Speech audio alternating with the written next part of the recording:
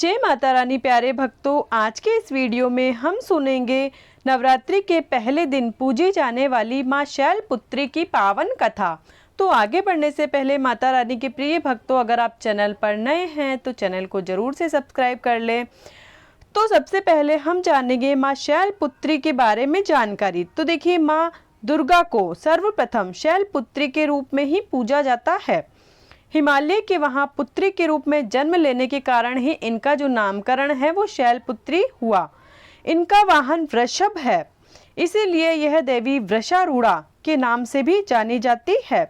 इस देवी ने दाएं हाथ में त्रिशूल धारण कर रखा है और बाएं हाथ में कमल सुशोभित है। यही देवी प्रथम दुर्गा है। ये ही सती के नाम से भी जानी जाती है। तो इनकी मार्मिक कहानी इस प्रकार है। मां शैलपुत्री सती के नाम से भी जानी जाती है। इनकी कहानी इस प्रकार है। एक बार प्रजापति दक्ष ने यज्ञ करवाने का फैसला किया।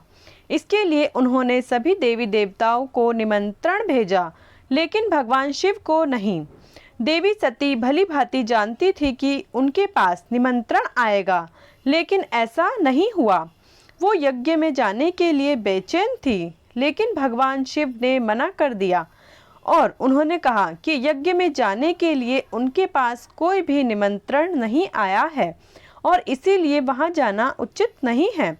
सती नहीं मानी और बार बार यज्ञ में जाने का आग्रह करती रही। सती के ना मानने की वजह से शिव को उनकी बात माननी पड़ी और अनुमति दे दी।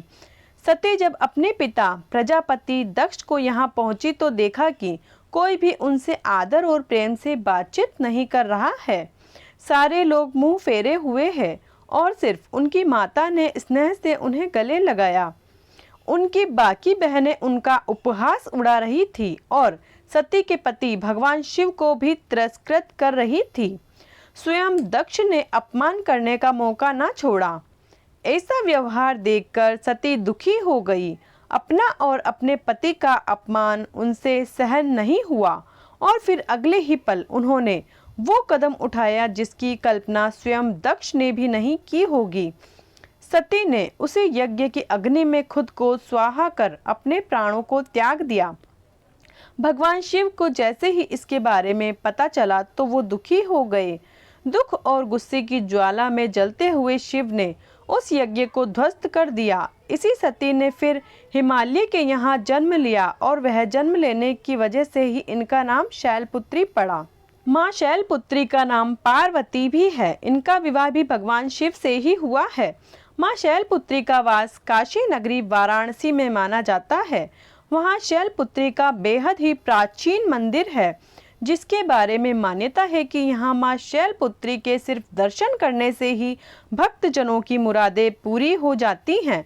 कहा तो यह भी जाता है कि नवरात्रि के पहले दिन यानी प्रतिपदा को जो भी भक्त मां शैलपुत्री के दर्शन करता है, उनके सारे वैवाहिक जीवन के कष्ट दूर हो जाते हैं। तो कैसी लगी आपको मां शैलपुत्री की ये कहानी? अगर कहानी पसंद आई है तो जरूर चैनल को सब्सक्राइब करें, लाइक करें और ज़्यादा से ज़्यादा शेयर करें। माता रानी की कृपा सदैव ही आप पर बनी रहे। धन्यवाद। जय माता दी।